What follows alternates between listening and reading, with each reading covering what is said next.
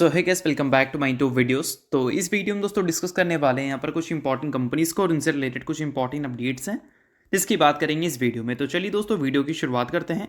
सबसे पहले कंपनी को डिस्कस करते हैं जिसका नाम है रिलायंस इंडस्ट्रीज लिमिटेड। बट इसको डिस्कस करने से पहले दोस्तों अगर आपने अभी तक चैनल को सब्सक्राइब नहीं किया है तो चैनल को सब्सक्राइब करके बेल आइकन को प्रेस कर लो ताकि आने वाली जितनी भी अपडेट्स हैं उन सभी अपडेट्स का नोटिफिकेशन आपको सबसे पहले मिल सके। तो चलिए दोस्तों वीडियो की शुरुआत करते हैं। सबसे पहले बात करते हैं रिलायंस से रिलेटेड कुछ इंपॉर्टेंट अपडेट्स के बारे में। सो दोस्तों अगर पिछले एक साल की बात करें तो रिलायंस के परफॉर्मेंस में क्लियर हमें एक डिप देखने को मिल रही है। पिछले 3 साल में कंपनी ने अपने रेवेन्यू को 24% सीजीआर से और प्रॉफिट को 16% सीजीआर से ग्रो किया है। बट वही पिछले एक साल की बात करें तो रेवेन्यू सिंगल डिजिट में आ चुका है और प्रॉफिट नेगेटिव में जा चुका है। अब इसके पीछे का सबसे बड़ा रीज़न ये है कि कंपनी के जो मेन कॉन्ट्रीब्यूटिंग सेगमेंट है वहाँ से कंपनी को पहले की तरह ग्रोथ मिलती हुई नहीं दिख रही है। सो देखो दोस्तों, हाल ही में जब कंपनी ने अपने Q3 के अर्निंग्स को रिपोर्ट किया था तो उस क्वार्टर में कंपनी ने 2,43,865 करोड़ का रेवेन्यू दिखाया था, जो कि पिछले साल के Q3 के मुकाबले 7% से बढ़कर आते हुए देखने को मिले थे। तो किस सेगमेंट से कैसा कॉन्ट्रीब्यूशन था? तो O2C सेगमेंट की अगर हम बात करें तो वहाँ से कंपनी को सबसे ज़्यादा रेवेन्यू मिलता है और वो रेवेन्यू इस बार Q3 में 1,49,595 करोड़ का था। और इसको अगर कंपैरिजन करें पिछले साल के Q3 से तो हमें सिर्फ सिंगल डिजिट की ग्रोथ देखने को मिल रही है, सिर्फ 6% की ग्रोथ देखने को मिल रही है। और पिछले कुछ टाइम में अगर कमोडिटी मार्केट को देखोगे तो वहाँ पर इतनी ज़्यादा वॉलेटिलिटी है कि O2C सेगमेंट से कंपनी को वैसा प्रॉफिट्स जनरेट करना मुश्किल हो रहा है जैसा कंपनी पहले जनरेट कर सकती थी। तो देखा जाए तो इनके रेवेन्यू ग्रोथ यहाँ से वैसे पहले की तरह देखने को नहीं मिल रहे हैं और प्रॉफिट ग्रोथ भी वैसे पहले की तरह देखने को नहीं मिल रहे हैं। अगर इबिट्टा को ही देखोगे तो इबिट्टा इससे समझ आ जाएगा, कंपनी के जो रेवेन्यू है वो 6% से ग्रो हुए हैं, बट इबिट्टा देखो उसमें सिर्फ आपको 2.4% की ग्रोथ दिख रही है ईयर ऑन ईयर बेसिस पर। 14,402 करोड़ का इबिट्टा उसने रिपोर्ट किया था।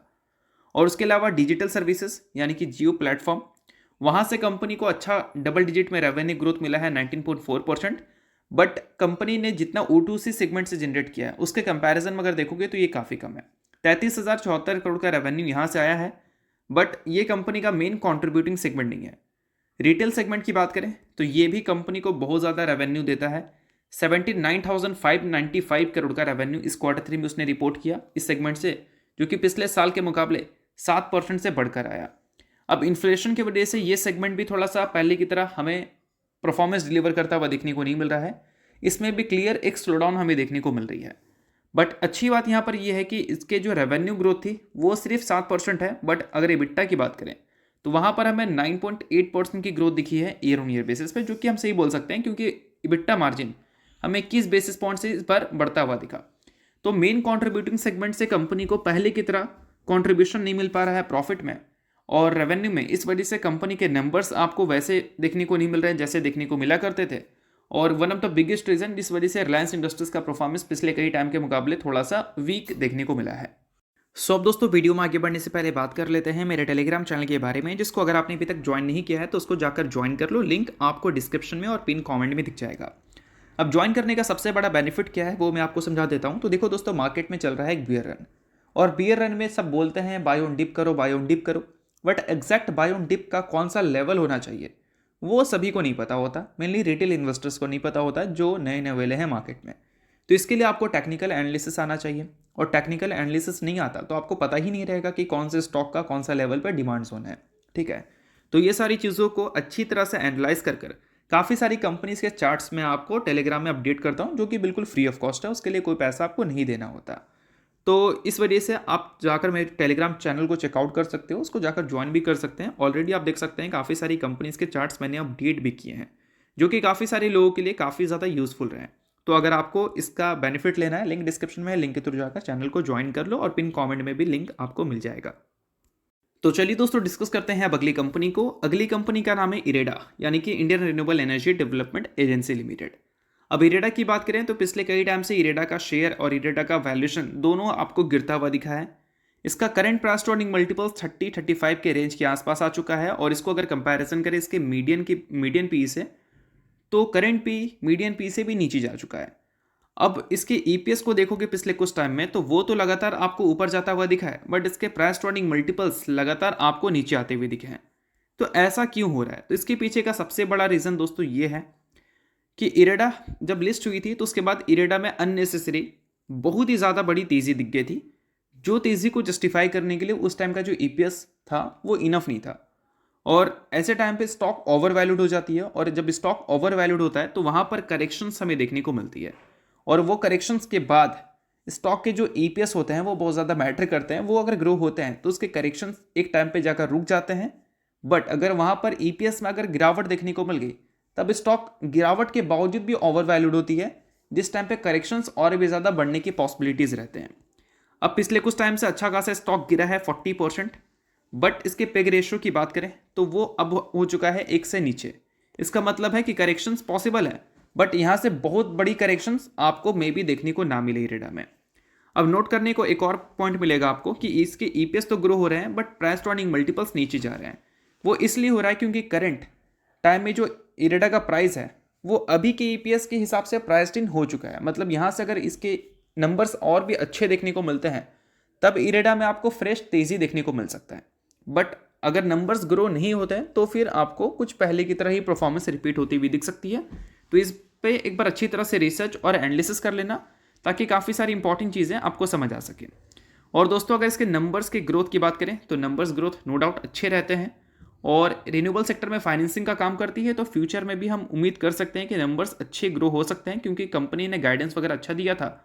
और अभी हाल ही में कंपनी से रिलेटेड सबसे बड़ी अपडेट ये थी कि 5,000 करोड़ रुपए कंपनी रेज करने वाली है वाया क्यूआईपी, और इसको लेकर कंपनी के बोर्ड वगैरह ने भी प्रपोजल दे दिया था, प्रपोजल अप्रूव कर दिया था। और इन सारी चीज़ों की वजह से इरेडा फोकस में थी, बट इन सारी चीज़ों की वजह से कोई स्टॉक में तेज़ी देखने को नहीं मिला था। तो तेज़ी सिर्फ और सिर्फ इसके नंबर्स के ग्रोथ के बेसिस पे दिखेगा, और उसके बस आने का वेट करो, और वो अगर अच्छे आने लगते हैं तो फिर अच्छी बात है, और नहीं अच्छे आने लगते हैं तो फिर आप एक बार उस पर रिसर्च कर लेना, इसको एजुकेशन पर्पज़ की तरह लेना। तो चलिए दोस्तों डिस्कस करते हैं अब अगली कंपनी को। अगली कंपनी का नाम है टाटा एलेक्सी लिमिटेड। अब टाटा एलेक्सी की दोस्तों बात करें तो एक टाइम पे टाटा एलेक्सी के शेयर में इतनी बड़ी तेज़ी थी, इतनी बड़ी तेज़ी थी कि उस हिसाब से कंपनी का ईपीएस हमें देखने को मिल ही नहीं रहा था। अब इतनी बड़ी तेज़ी क्यों थी? क्योंकि मार्केट प्रिडिक्ट कर रही थी कि ईवी सेक्टर फ्यूचर में बूम करेगा, और ईवी सेक्टर से जुड़ी जो भी कंपनीज हैं उन सबको अच्छा कामकाज मिलेगा। और टाटा एलेक्सी, केपीआईटी जैसी कंपनीज ईवी सेक्टर में सर्विसेज का काम करती थी, मतलब आईटी टेक सर्विसेज जो होते हैं वो प्रोवाइड करती थी। और ईवी में इन्वेस्टमेंट्स जब स्लो हुई तो फिर मार्केट ने बहुत पहले ही उम्मीद कर लिया था कि अब टाटा एलेक्सी जैसी कंपनीज के जो नंबर्स हैं उसमें एक स्लो डाउन देखने को मिल सकती है। और पिछले एक साल के नंबर्स को ही देख लो आप, कंपनी के रेवेन्यू सिर्फ 7% से ग्रो किए हैं और प्रॉफिट सिर्फ 2% से ग्रो किए हैं, और स्टॉक प्राइस आपको पिछले 3 साल 1 साल में नेगेटिव देखने को मिला है। और नोट करने वाली बात यहाँ पर यह है कि जब इस कंपनी में तेज़ी थी तो वो तेज़ी इतना ज़्यादा था कि उस टाइम का जो ईपीएस है वो तेज़ी को जस्टिफाई करने के लिए इनफ नहीं था। इसका मतलब है टाटा एलेक्सी एक टाइम पे ओवर वैल्यूड चल रही थी, और अभी स्टॉक के जो अर्निंग्स हैं वो लगातार कंसोलिडेट कर रहे हैं, ना कि ग्रो कर रहे हैं।